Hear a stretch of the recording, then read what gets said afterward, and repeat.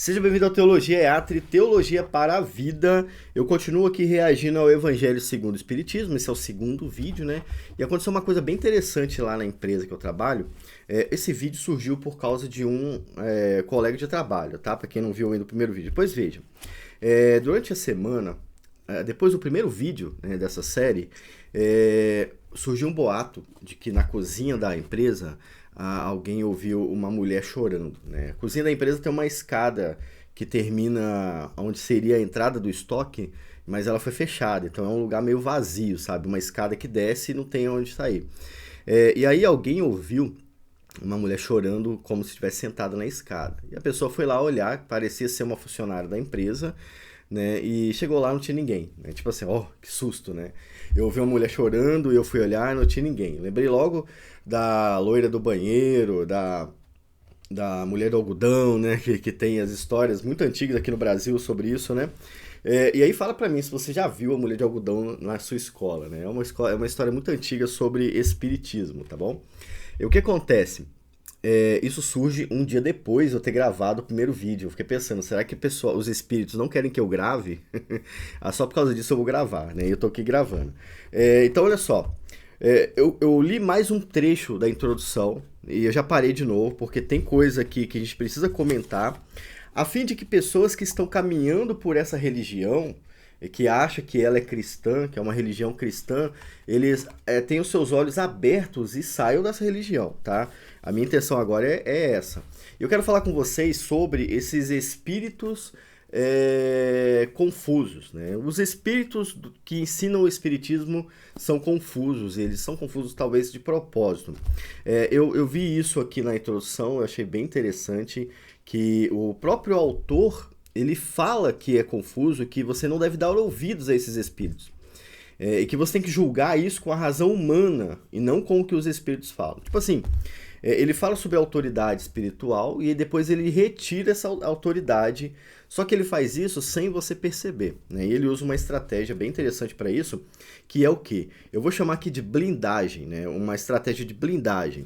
Primeiro ele blinda o seu argumento, né? Ele vai te dar uma carteirada muito forte espiritual, a fim de que você não pense em pensar contra o que ele vai falar. Então ele te dá uma porrada no início, então olha só, você não pode nem questionar. Isso não funciona comigo porque eu leio esse tipo de conteúdo já para fazer texto, para aprender, né? Eu leio esse tipo de conteúdo, então não funciona comigo. Mas para muita gente funciona, né?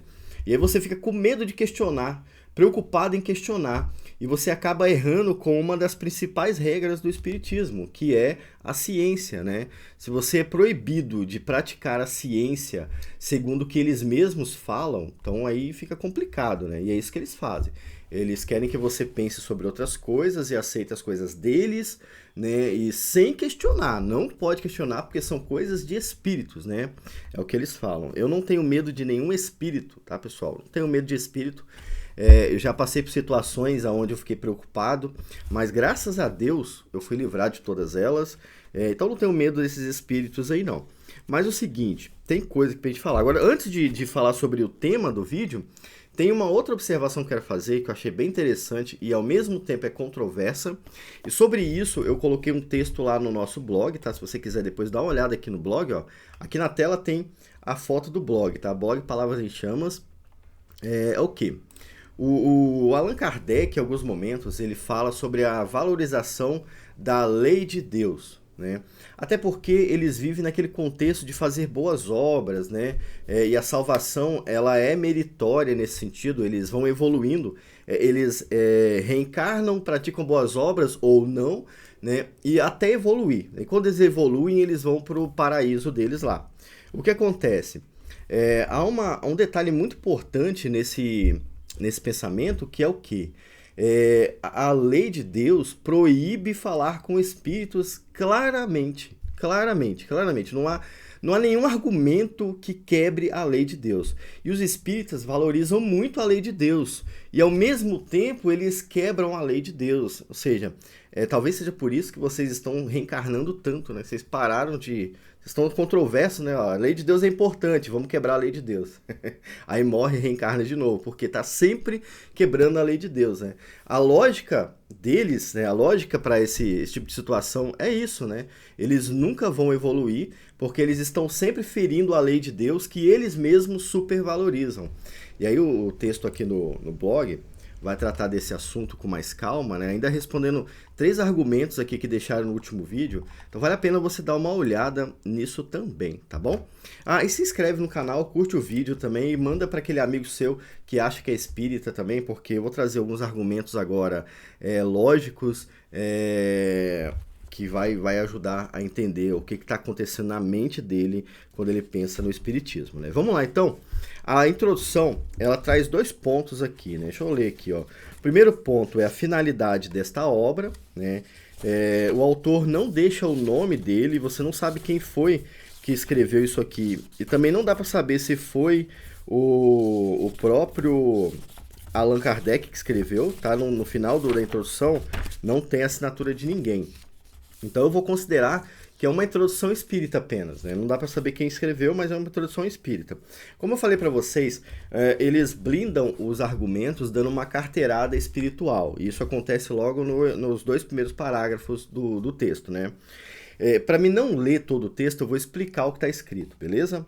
E aí se alguém quiser depois comprar essa obra aqui, ó, e fazer a comparação com o que eu falei, fica à vontade, beleza? Então lá na página 16, o autor começa a falar que se a doutrina espírita fosse entregue para uma pessoa só, né, ela não seria válida. Se o espírito que entregou a doutrina espírita falasse só com Allan Kardec, isso invalidaria ou seria mais difícil acreditar, né, no que ele fala. Porque é uma pessoa, né? Você tem uma pessoa espalhando uma mensagem particular para outras pessoas, e isso acontece em todas as seitas, tá? Todas as seitas têm essa pessoa.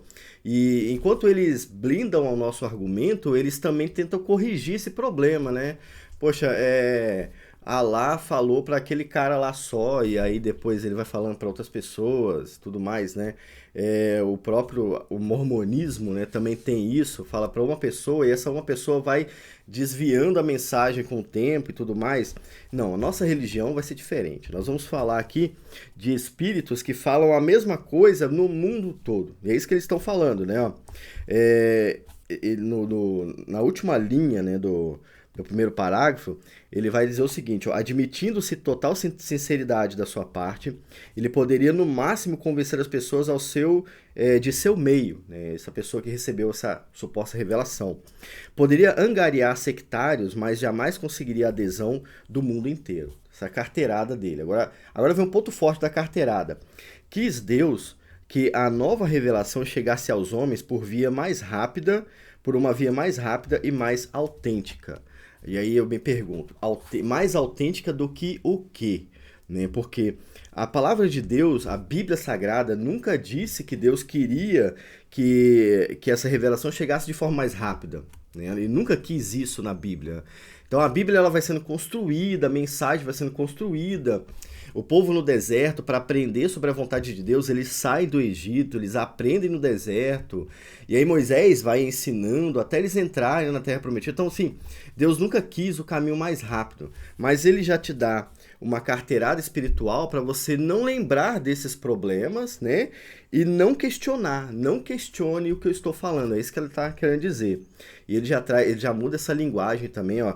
Quis Deus que a nova revelação chegasse aos homens por via mais rápida e mais autêntica, né? E aí vem a segunda pergunta. Quem é que garante que essa via é mais autêntica se ela foi mais rápida?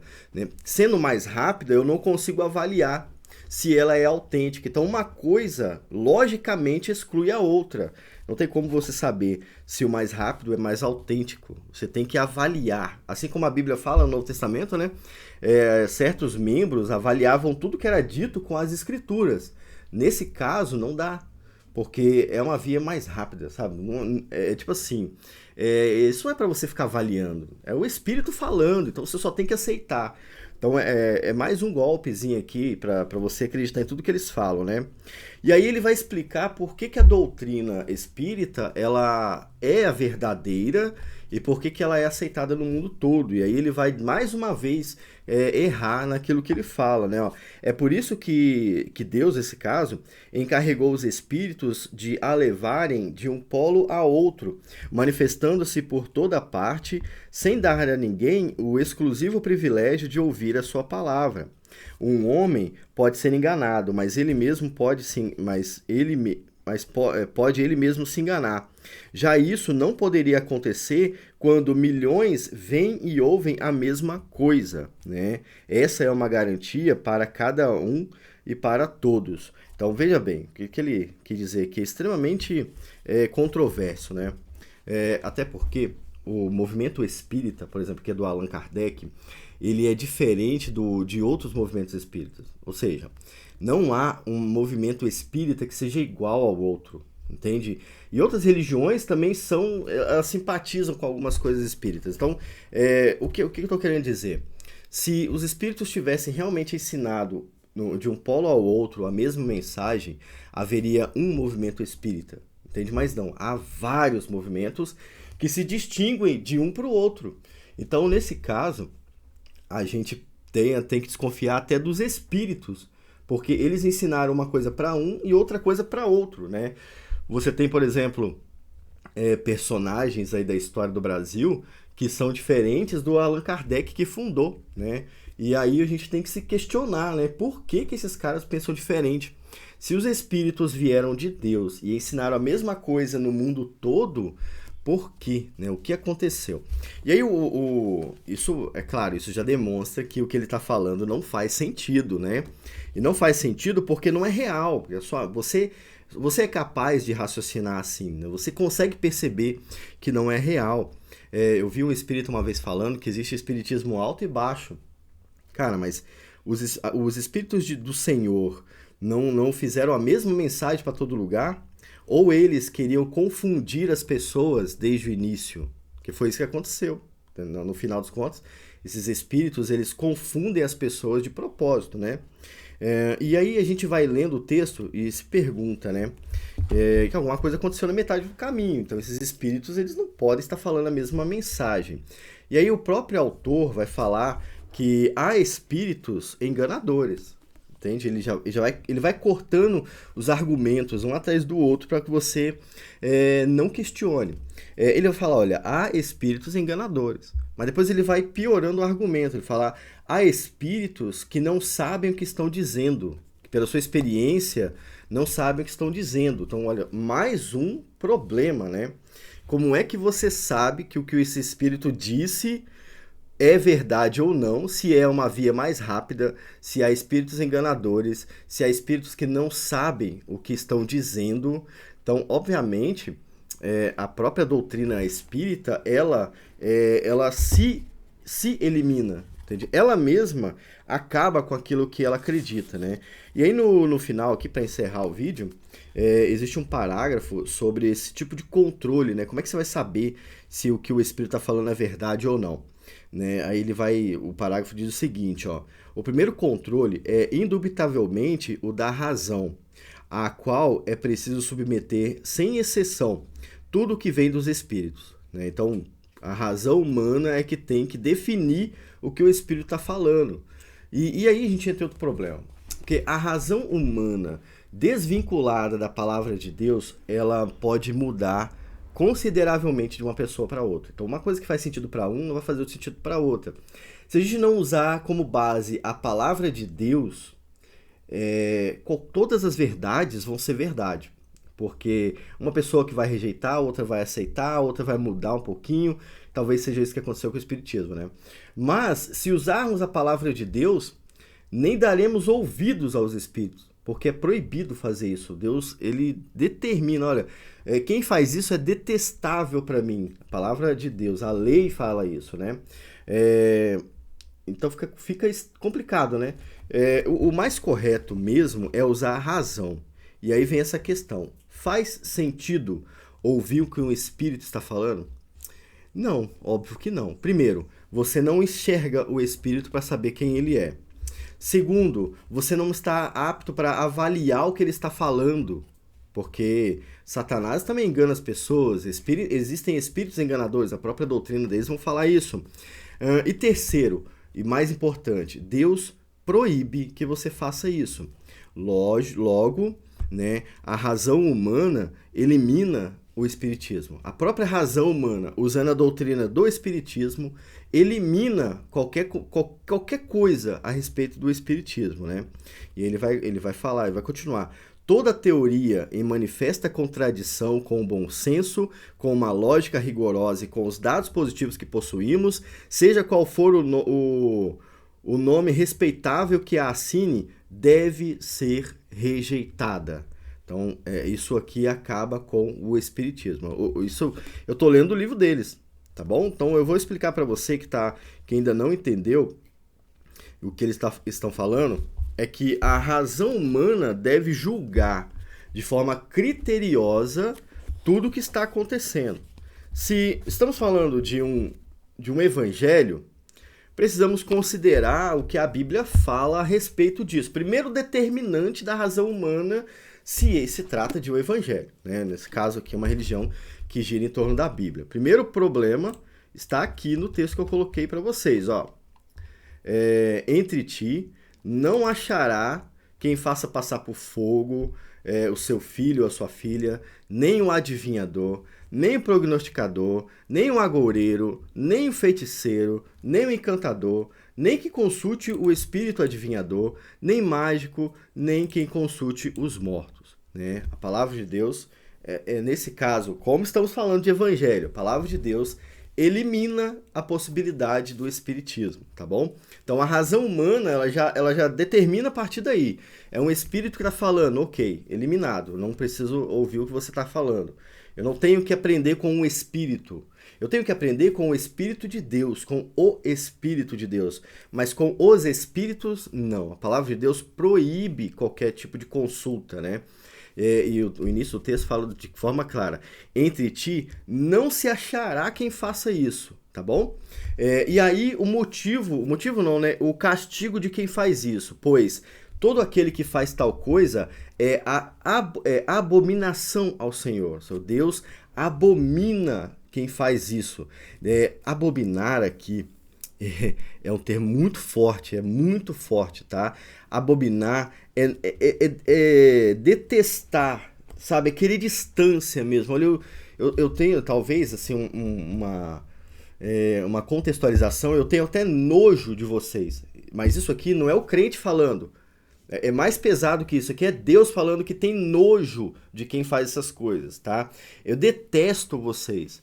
Então, a partir do momento que eu tenho que usar a razão de forma criteriosa, eu não preciso nem continuar lendo o livro, porque o próprio livro já disse para mim: não considere nada do que está escrito aqui, tá bom? Então, é assim que a gente encerra. Agora, que espírito é esse, né? Os espíritos acabaram dando um golpe neles mesmos, né? E eu não sei realmente se eu vou continuar lendo o livro, porque o que ele fala aqui faz sentido para mim.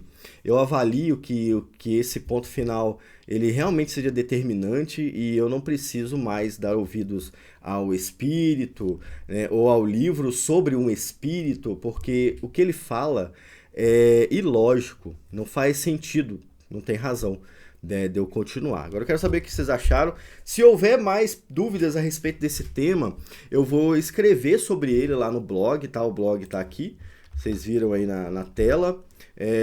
E aí a gente vai, de repente, se tiver necessidade de gravar outro vídeo, eu gravo também, não tem problema, tá bom? Mas eu vou pensar se eu preciso fazer isso aqui. Aparentemente eu aprendi no próprio livro que eu não devo dar ouvido ao que está escrito nele, né? E também não devo me preocupar com o que eu vou fazer a respeito dos espíritos, porque eles mesmos se invalidam, tá bom? Fique com Deus, leia a Bíblia e até o próximo vídeo aqui no nosso canal. Tchau!